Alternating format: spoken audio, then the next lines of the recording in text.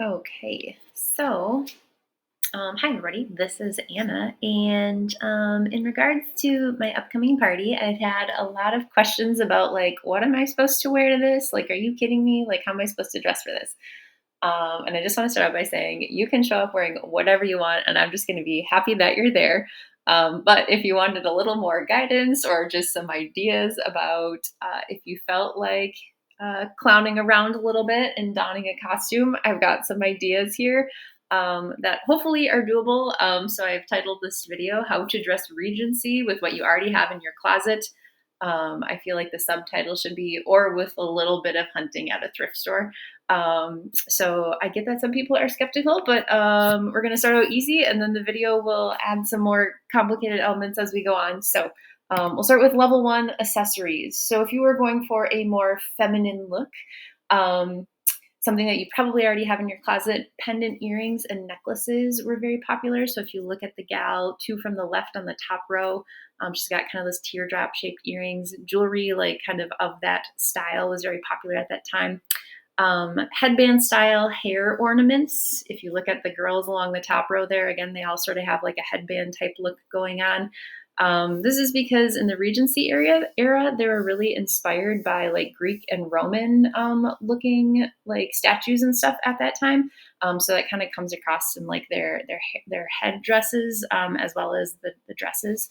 Um, a shawl. I know that it is summer and a shawl is maybe not the best option, but in the not so distant past, I know we were all wearing oversized scarves and like fashion scarves and stuff like that. So you maybe still have one of those floating around your closet somewhere. A parasol. The ladies in the bottom left corner have an image there of a parasol. In the Regency area, they were really into skin protection from the sun. And so a parasol was a common accessory.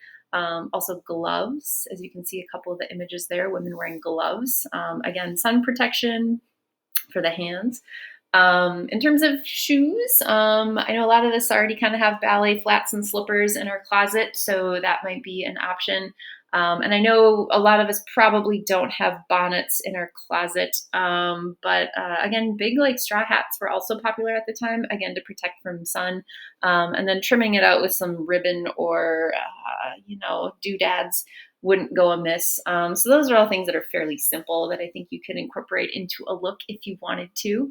Um, if you were going for a more masculine look, a straw or top hat. I know not everybody has those in their closet, but if for some reason you have a top hat around as part of another costume or something like that, maybe you've got one of those. One that's maybe more doable, like an ascot or a tie.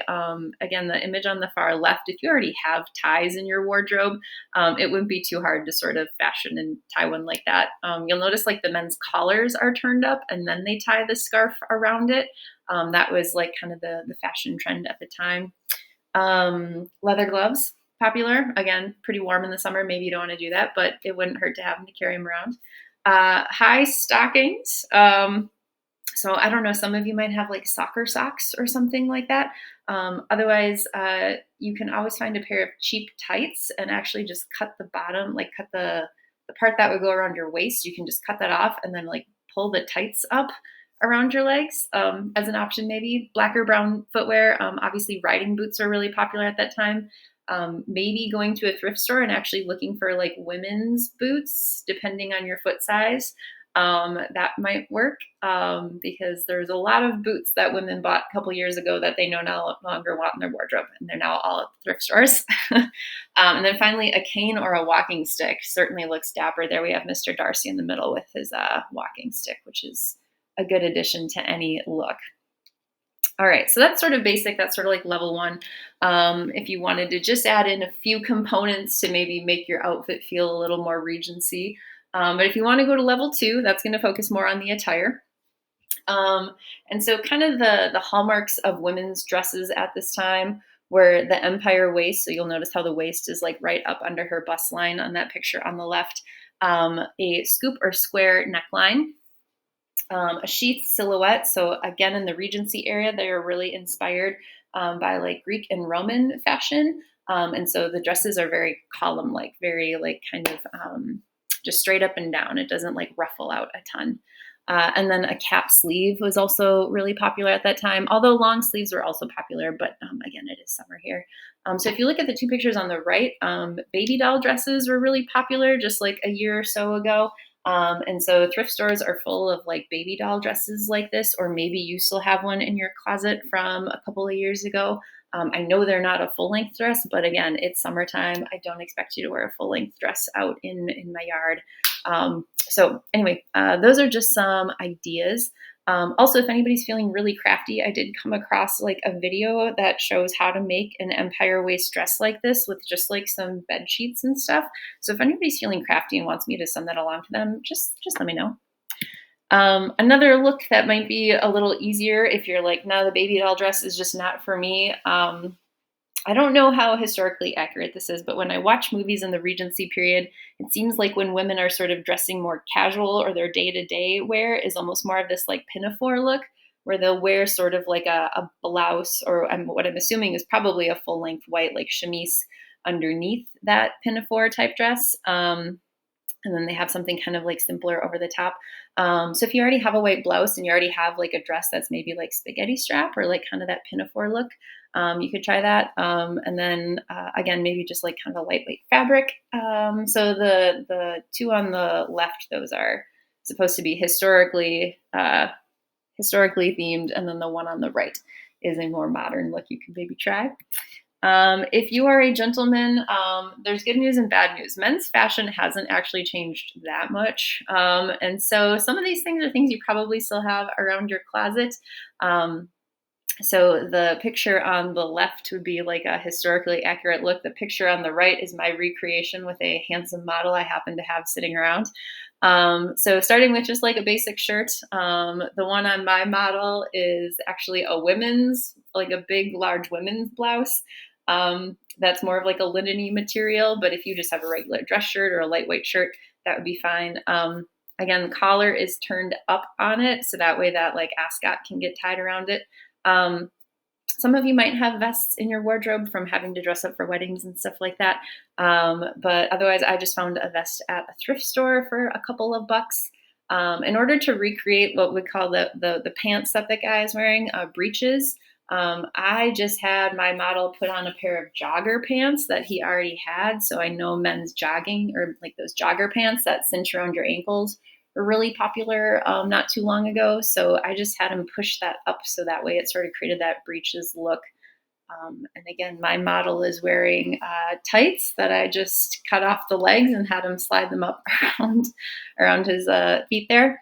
I don't know if anybody owns a coat with tails, but if you do, man, that would be super cool if you showed up wearing that. So this is just some sort of ideas for if you are going for a more masculine look, something you could try. Now, if you want to go one level up, if you want to go for hair, this would be like if you're really excited for my party. You'll notice that curls are definitely sort of like the look, curls and an updo, and then again that sort of accessorizing with like a headband type hair ornament.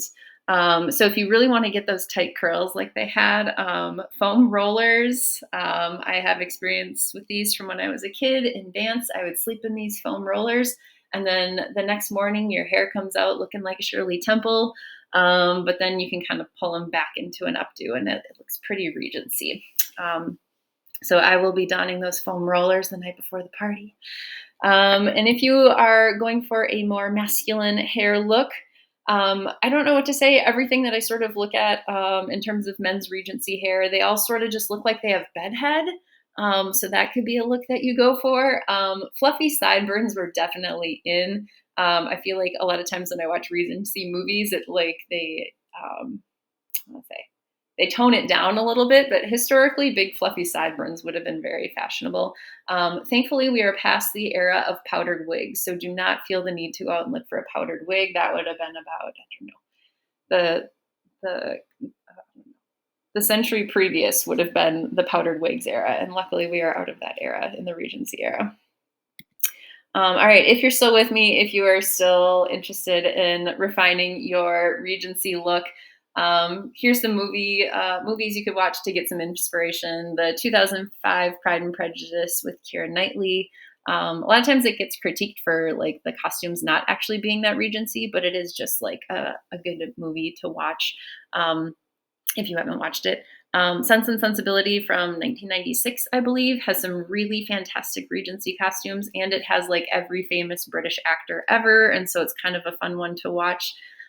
Emma from 2020, they really dive in and they go for some of the more extravagant, ridiculous Regency looks, and so that one's sort of fun just to look out for costuming. If you're looking for more of an action movie, Pride and Prejudice and Zombies is pretty fun, actually. Guilty pleasure movie for me, Pride and Prejudice and Zombies.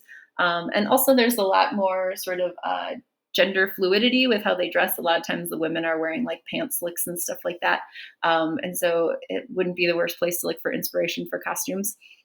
And then you could do worse than watching an episode or two of Bridgerton to prepare.